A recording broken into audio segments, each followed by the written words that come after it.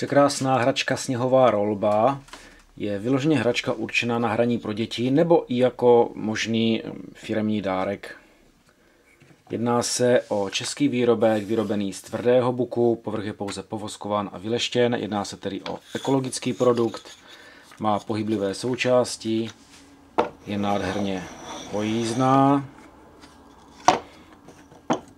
Součástí je i zadní navíječ a příslušenství je i háček, kde si můžou děti připevnit lanko, háček a můžou i navíjet.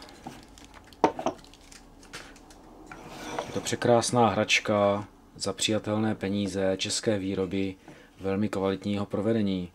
Lze ji zakoupit na e-shopu www.soli.cz.